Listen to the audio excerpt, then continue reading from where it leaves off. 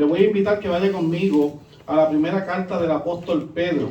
Primera carta del apóstol Pedro, capítulo 4, el versículo, solamente dos versículos, el 12 y el 13. Primera carta de Pedro, capítulo 4, versículos 12 y 13. El mensaje lleva por título: nada nos debe sorprender. Nada nos debe sorprender. Dice así la santa palabra de nuestro Señor. Amados, no os sorprendáis del fuego de prueba que os ha sobrevenido, como si alguna cosa extraña os aconteciese, sino gozaos por cuanto sois participantes de los padecimientos de Cristo, para que también en la revelación de su gloria os gocéis con gran alegría. Voy a leerlo también en la Nueva Versión Internacional, que está un poco más claro. Dice así en la Nueva Versión Internacional: queridos hermanos, no se extrañen del fuego de la prueba que están soportando, como si fuera algo insólito. Al contrario, alégrese de tener parte en los sufrimientos de Cristo, para que también sea inmensa su alegría cuando se revele la gloria de Cristo. Ese es el mensaje: nada nos debe sorprender. Oramos. Señor, gracias por la oportunidad que tú me das una vez más, domingo más, Señor, de predicar tu santo evangelio. Te pido que me ayudes, Señor, por el poder del Espíritu de Dios, que me dé sabiduría, templanza, denuedo, Señor, que tú traigas a la mente aquellas partes de las Sagradas Escrituras, Señor, para edificación de tu cuerpo, la iglesia. Sobre todo, Señor, que podamos glorificar tu santo nombre. También te pedimos que prepares nuestro corazón, nuestra mente, ilumina nuestros pensamientos, Padre eterno, como hiciste como aquella vendedora de tela, Señor, que cuando Pablo estaba predicando, muy probablemente al inicio no entendía, pero tú abriste su corazón, Señor. Tú abriste su corazón y ella pudo entender el evangelio para salvación. Te pedimos que haga lo mismo en nosotros, que podamos entender y ser edificados también juntamente como los hermanos en la fe que somos, Señor Jesucristo. Te damos gracias, Señor. Muchas gracias, Señor Jesucristo. En el nombre del Padre, del Hijo, del Espíritu Santo de Dios. Amén. Amén. Nada nos debe sorprender el mensaje. Como le dije, algunos maestros de homilética pensarán que yo a veces tengo títulos extraños, pero lo importante es el contenido del mensaje en sí, ¿no? La vida nos sorprende de diversas formas. La vida es muy complicada y muy extraña. Por decir un ejemplo, ¿verdad? Cuando todo marcha muy bien, pero al pasar el tiempo nos damos cuenta en un trabajo, para poner ese tipo de ejemplo, pasa el tiempo, estamos trabajando y nos damos cuenta que nos están explotando versus el salario que nosotros estamos cobrando, ¿verdad?, por nuestras labores. Usted se da cuenta al pasar el tiempo que usted dice: oye, pero verdad que este trabajo demanda mucho de mí, pero yo no veo una compensación económica de este trabajo. Hay gente que vive muy frustrada porque acontece eso. Uno lleva la esperanza y comienza en un trabajo y después no ve que la finanza era lo que le habían prometido a uno. Usted ve eso mucho en el gobierno, que posteriormente hacen su huelga y hacen todo este tipo de protestas para adquirir lo que muchas personas en Puerto Rico entienden que es un salario justo. Pero comenzó todo de inicio como que te vendían algo que era bueno. Al pasar el tiempo tú dices: oye, no cambia el salario que estoy teniendo. Así que nos sorprende la vida, las cosas que suceden. Las relaciones amorosas son otras, por ejemplo, que muchas veces comienzan como todo un cuento de hadas. Y cuando uno está ahí enamorado, todo comienza muy bonito. Y yo siempre he dicho que cuando uno está enamorado, cierra los ojos, la ve, ella lo ve a él, siente su olor, anda como en las nubes, ¿verdad? Nunca es tarde para enamorarse, por cierto. El amor nunca deja de ser, dice la Biblia. Así que nunca es tarde para enamorarse. Lo que va envejeciendo es nuestro cuerpo físico, pero el amor, ese sentimiento que nos da Dios, no cambia. Así que podemos enamorarnos con la misma pasión que nos enamoramos las primeras veces en nuestra adolescencia o ¿verdad? En el tiempo de joven adulto, porque el amor no deja de ser. Entonces, cuando tú estás en ese cuento de hadas, nuevamente al pasar el tiempo, muchas personas sacan su verdadera personalidad. A mí me gusta ver esto mucho, el true crime, ¿verdad? Los documentales de crímenes. Por cierto, son peores que una película de terror. Se puede ver uno en la semana o dos porque afecta muchísimo. Uno pensar que el ser humano llega a tales conductas tan increíbles, desastrosas. La realidad supera la ficción, ¿verdad? Los documentales son bien perturbadores. Y hay personas que comienzan con un cuento de hadas y al pasar el tiempo sacan su verdadera personalidad y muchas veces termina convirtiéndose en un infierno esa relación. Nos sorprende, ¿verdad? No siempre, pero pasa. Y cuando nos ocurre lo que jamás nosotros pensábamos que nos iba a suceder, como hablamos en la escuela dominical, y usted coloque ahí cualquier nombre en ese blanco que yo estoy dejando, que yo le decía que las noticias las estamos viendo y uno se maravilla o se fascina y se sorprende de lo que está aconteciendo en nuestra isla, pero uno se siente que eso no es con uno se siente bastante aislado de eso, pero cuando eso acontece en nuestra familia, en nuestra vida, entonces sí que todo cambia, Entonces esto, como dijo Job, como llegó a decir Job, en Job capítulo 3, versículo 25, y lo leo de la Nueva Versión Internacional, Job estaba muy bien, sus hijos, un hombre pudiente, un hombre adinerado, un hombre de Dios, con la familia completa, pero entonces dice en Job 3:25, lo que más temía me sobrevino, lo que más me asustaba me sucedió. Entonces, hay cosas que la vida nos golpea duro, que suceden en nuestro entorno. Pero a veces nosotros viendo las noticias se ve tan lejano eso y no sabe que nos puede acontecer a nosotros. Algunas personas suelen utilizar el refrán que dice, muchachos, si ya yo estoy curado de espanto, ese lo utiliza mucho, ¿verdad? Aquí en San Sebastián, yo estoy curado de espantos, porque ha vivido tantas cosas, ¿no? Y eso se debe a tantas cosas difíciles que le ha tocado vivir a esa persona, que produce cicatrices en la vida y te da cierta experiencia. Hay gente que usted le puede dar consejos porque ya usted pasó por ciertas vivencias y ya usted ha sido probado y le da un consejo a esa persona que recién comienza por un camino difícil, ¿ya? Como cuando uno dice, yo siempre le explico que cuando yo he ido a muchos funerales, ¿verdad? Uno como pastor pues, tiene que celebrar muchas bodas, pero también muchos funerales. Tiene que uno que predicar en los funerales. Entonces, uno va a los funerales y uno dice, te acompaño en los sentimientos. Es una expresión que decimos, ¿verdad? Lo siento mucho. Pero uno realmente lo siente cuando, por ejemplo, alguien que haya perdido un hermano, uno va a darle el pésame. Yo he perdido hermanos, una hermana, mi hermana mayor. Entonces yo puedo sentir de cierta manera lo que está viviendo esa persona. Claro, el respeto, aunque usted no lo haya vivido, sigue siendo el mismo. Y nuestros deseos genuinos en fe de darle el pésame a esa persona. Pero cuando usted ya lo ha vivido, lo que está viviendo esa persona que está de luto, se siente ese enlace con él, con esa persona. Lo siente bien real cuando usted le dice, te acompaño en los sentimientos, yo sé lo que tú estás viviendo. Es muy distinto.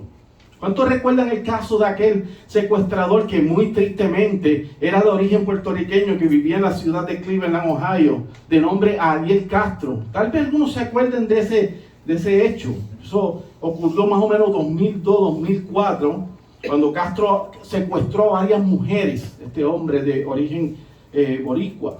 Entre ellas una se llamaba Georgina, otra Amanda y otra Michelle.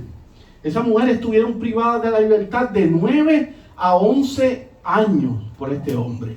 En uno de los sótanos, en cuartos, en diferentes áreas del hogar, las tenía cautivas, cautiverio allí. Fueron liberadas más o menos en el 2013.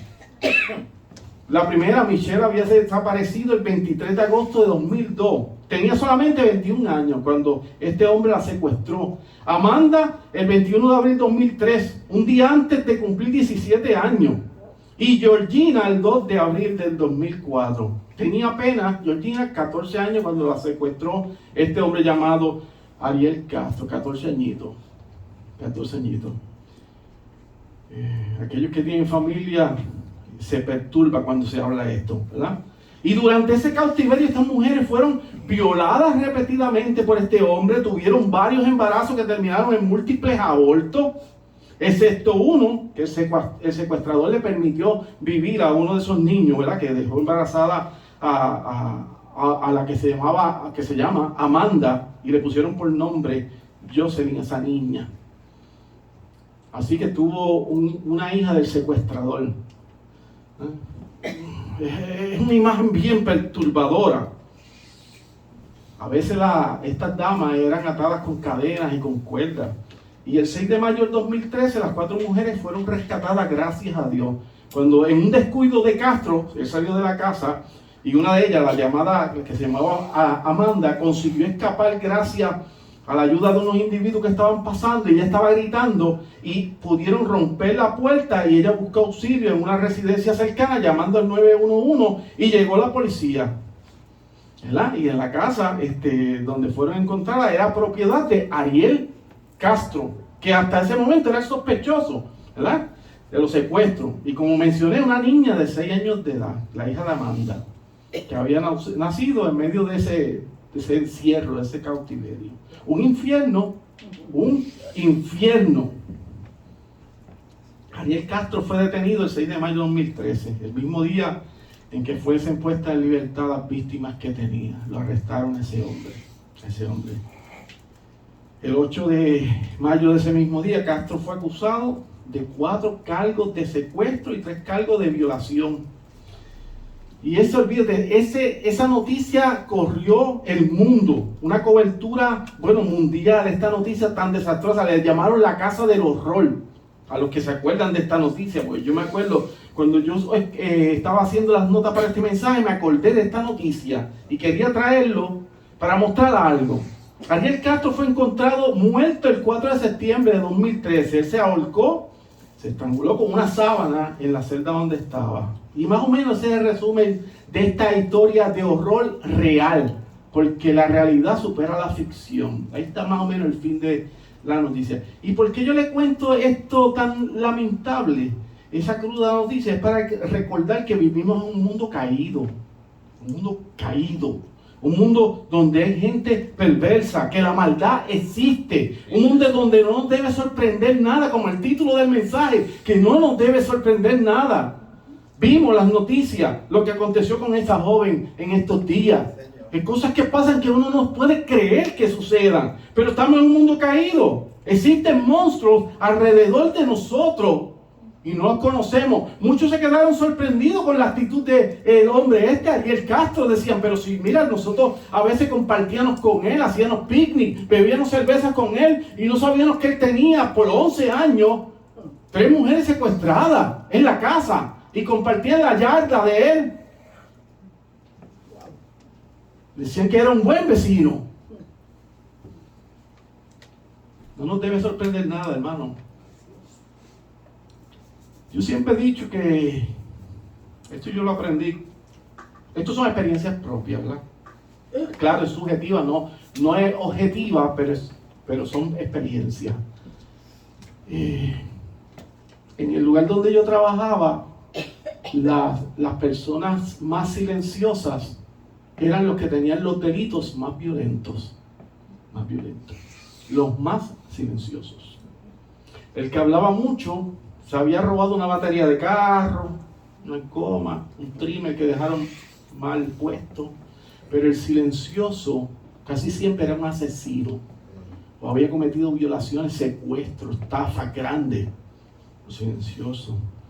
Porque vemos cara, pero los corazones no conocemos. Hay gente que parece muy buena por fuera, buenos vecinos, buenas personas, se expresan muy bien, pero puede ser que con el tiempo se descubran cosas que están ocultas. Pero como no hay nada oculto que no salga a la luz, dice el Señor. Así que vamos con el texto. Los creyentes no esperaban una persecución contra ellos tan despiadada en la carta de Pedro. Pedro está escribiendo porque ellos pensaban que no iba a acontecer contra ellos nada. Como esa muchacha que yo les estaba hablando, que ellos iban a pensar que esta persona que era el papá de amigas de ellas, lo iba a secuestrar a ellas y estar por 9 o 11 años secuestrada. No, pues también en esta carta sucedía lo mismo. Ellos no esperaban una persecución contra los creyentes tan despiadada, de manera que ellos se encontraban sorprendidos, estaban atribulados y confundidos por sus padecimientos cuando nos persiguen. Quizás esperaban que la vida estuviera llena de bendiciones, beneficios, protección divina. Que no es falso, pero tampoco es tan simple. Hay iglesias que rápido te venden un evangelio que no es real. Que tú vas a llegar a la iglesia y que todo se va a solucionar en tu vida. No, el evangelio se trata de salvación del alma. Posteriormente vendrán unas bendiciones, claro que sí, conforme a la voluntad de Dios. Pero no podemos utilizar al Señor como si fuera un mago en la lámpara. No es así tan simple. Los creyentes sufren. Sin embargo, la expectación de sufrimiento por parte de los creyentes está ligada a las palabras de Cristo, de Jesús, quien escribió a los apóstoles: si el mundo os aborrece, sabed que a mí me ha aborrecido antes que a vosotros. Juan capítulo 15, versículo 18. El Señor lo aborrecían. Claro, estuvo un tiempo que fue muy famoso el Señor Jesucristo. Una fama increíble, pero posteriormente dijeron: crucifíquenle. La amonestación de Pablo a Timoteo. Allí Pablo le dice al joven predicador: todos los que quieren vivir piadosamente en Cristo Jesús padecerán persecución. Segunda de Timoteo 3:12. Era lo que yo le explicaba ahorita. A veces decimos, nosotros somos creyentes y como somos creyentes no nos va a acontecer nada malo. No es así de simple, no es así de simple. Nosotros somos salvos en Cristo, pero en cosas, a gente buena le acontecen cosas malas. Siempre debemos orar. Y que nada nos sorprenda. Y la advertencia del apóstol Juan: hermanos míos, no se extrañen si el mundo os aborrece. Primera carta de Juan, capítulo 3, versículo 13. Le dice Juan. Y Juan ya le dije que en esta carta, Juan es una persona envejeciente, más de 90 años. Ya está a punto de partir con el Señor. Y él dice: mira, que no se extrañen. El mundo nos aborrece. Usted nunca ha estado en un sitio y cuando usted habla un poquito del evangelio, no me venga a hablar de eso. Familiares, amigos. Mira, te voy a pedir que por favor no me hable de esto. Porque no quieren escuchar. Porque confronta, la palabra confronta. Así que en otras palabras, nada nos debe sorprender en esta vida. Para los cristianos, la confrontación con el pecado y el mundo a menudo resulta en sufrimiento, lo cual es parte del costo prometido de ser el discípulo de Cristo. De ser discípulo de Cristo tiene también sus situaciones en esta vida. Debemos recordar las palabras del buen Señor Jesucristo. En Mateo 10, 38, 39 dice: y el que no toma su cruz. No es tan sencillo.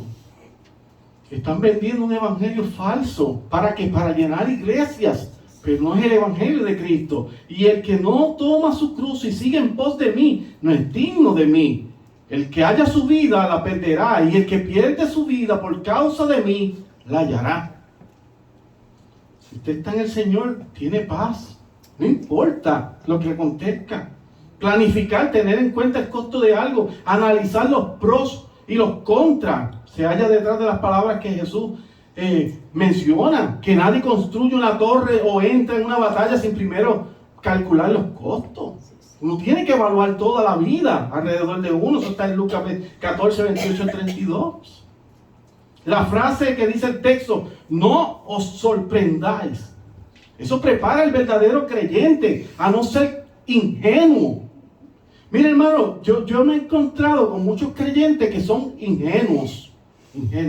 No podemos ser ingenuos. Tenemos que ser sagaces. Estar pendiente a nuestro entorno.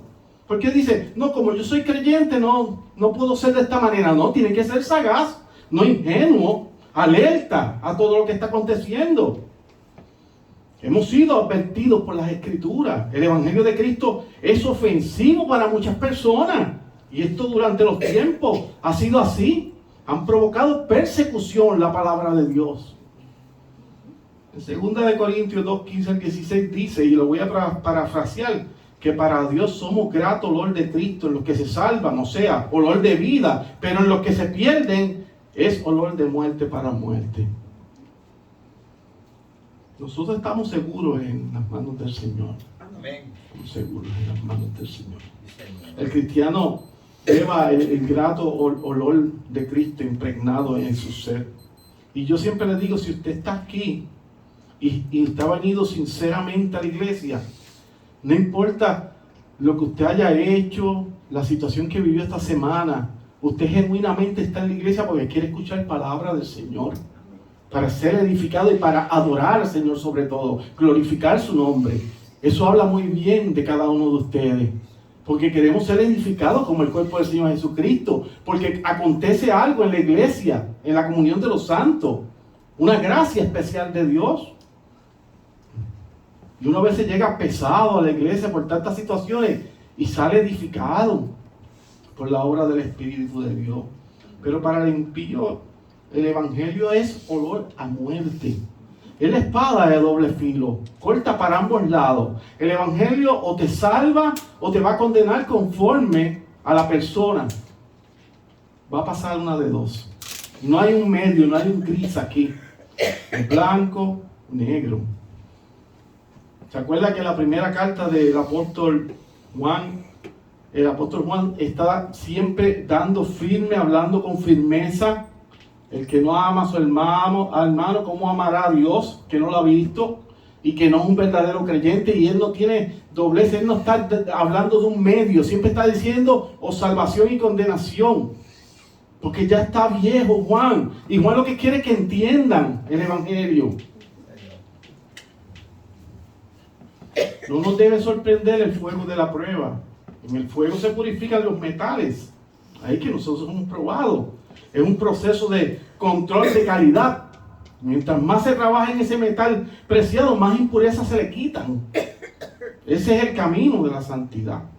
Usted ha sido salvo por la obra de Cristo, Él lo ha justificado, pero la santidad tenemos que perseverar en ella, trabajar en ella, fortalecernos, tratar de esforzarnos en la santidad. Que no es fácil, y menos en este mundo como está tan difícil. Tratar de llevar un testimonio íntegro, intachable, en este mundo es complicado para los creyentes. Porque pasamos malos ratos. Gente nos ofende. Hay personas que nos estafan. Y todas estas cosas revuelcan el corazón y el alma. Y usted dice, ¿cómo yo puedo trabajar en la fe cuando estoy viviendo todos estos acontecimientos? Por eso es que yo le digo que no le debe sorprender nada. Entonces uno dice, pero ¿y por qué me está aconteciendo esto a mí, Señor? Yo que te sirvo. ¿Se acuerda que lo expliqué? Yo que te sirvo, Señor, ¿por qué me acontece esto? Y uno solamente debe entender que aunque esté pasando por el valle de la sombra y de la muerte, el Señor está con nosotros. Amén. Y si estás pasando por ese valle, es porque el Señor lo ha permitido. Amén.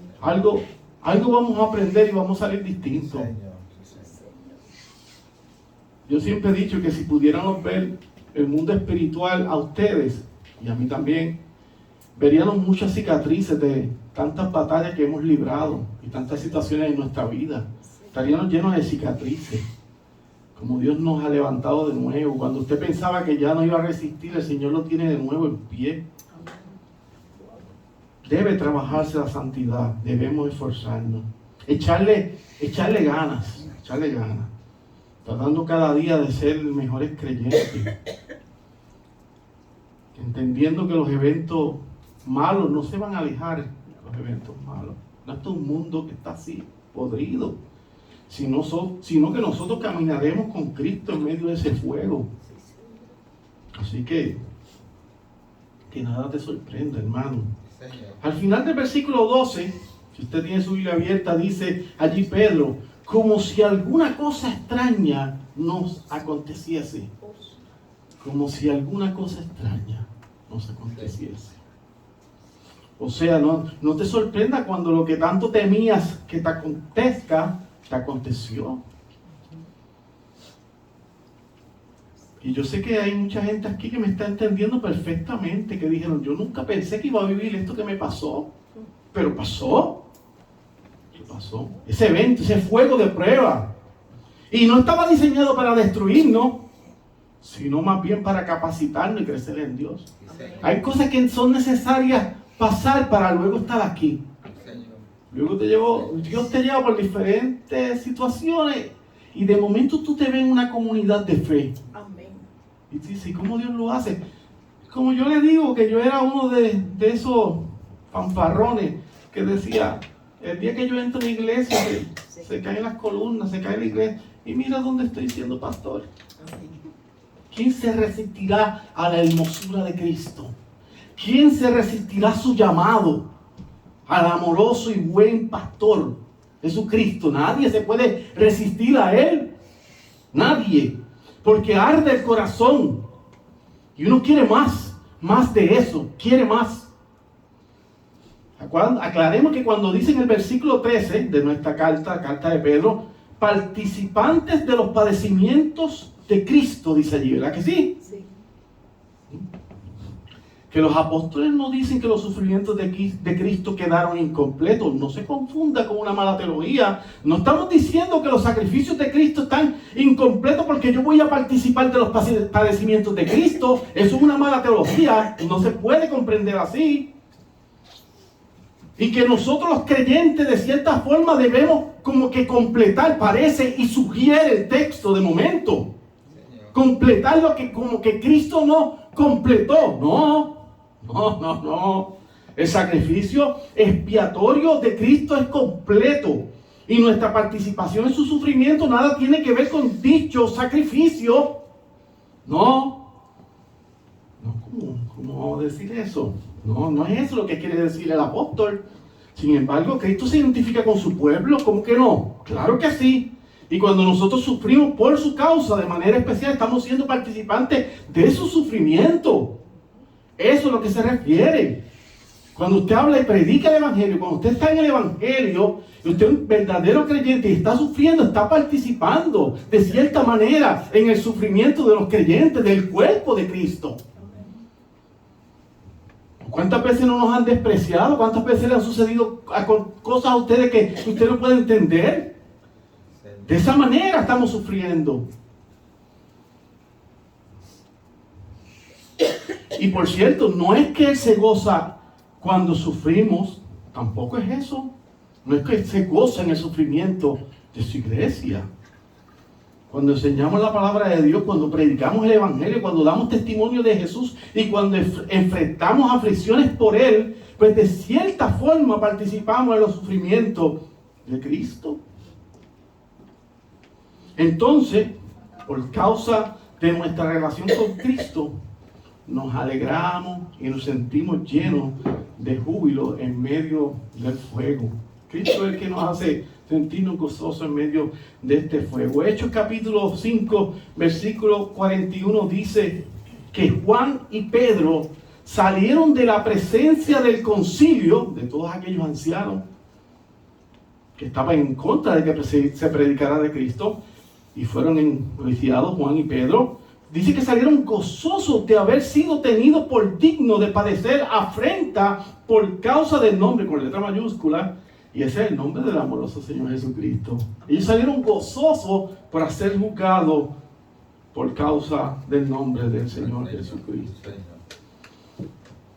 ¿Quién se puede olvidar de la enseñanza de Juan capítulo 15, versículo 20, donde dice que el siervo no es mayor que su Señor? Y a veces vemos predicadores que parece que son mayor que el Señor, con ego, pendiente a la prosperidad económica, vendiendo el evangelio de la prosperidad que es falso, engañando a las personas. Y que si a Él lo persiguieron, también a nosotros nos van a perseguir. Y si hemos obedecido sus palabras, dice el texto, también obedecerán las nuestras. Hermano, voy concluyendo con esto. Finaliza el versículo 13 diciendo: para que también en la revelación de su gloria os gocéis con gran alegría. Aférrese al Señor Jesucristo. La traducción más literal sería: alégrese, o sea, inmensa su alegría. Nosotros estamos gozosos porque el Señor Jesucristo ha pagado por nosotros. Amén. Fue al mercado de esclavos y nos compró y pagó por cada uno de nosotros, colocándose Él en vez de nosotros. En 1 Corintios 1:7 dice: de tal manera que nada os falte ningún don, esperando la manifestación de nuestro Señor Jesucristo. Y eso nos llena de gozo, esperar la manifestación de Cristo Jesús. Nuestro gozo se encuentra en la manifestación en gloria del buen pastor Jesucristo, pero sin olvidar algo, que es lo que Pedro nos estaba enseñando: que nada nos debe sorprender de lo que pasa en la vida. Nosotros también viviremos momentos difíciles. Cuando llegue el momento difícil, usted solamente debe pensar que Dios le va a ayudar y le va a fortalecer en medio de ese proceso. Tranquilo. Y ore, pida oración, hermano, verdaderamente, hermano, de la fe, porque si pide oración a personas que no son verdaderos creyentes, lo que van a hacer es llevar en chisme y murmuración lo que usted le dijo. Tiene que hablar con verdaderos creyentes, una persona piadosa, que usted entiende que es de testimonio. Con esa persona usted dice: me está pasando esto, yo necesito que me ayudes a orar. Pero si se lo dice a cualquiera, sabe que va a tener un conflicto. Va a tener un conflicto. Así que, hermanos, alerta, sean sagaces, den testimonio, pero no sean ingenuos, que nada les sorprenda. A Dios sea toda la gloria. Este fue el mensaje: nada nos debe sorprender. Amén. Padre eterno, Dios bueno, Dios de eterna misericordia, hemos predicado tu santa palabra. Te agradezco, Señor, y te pido que sea de edificación, consolación, Señor, para cada uno de nosotros. En el nombre de Cristo Jesús, Señor nuestro. Amén y amén.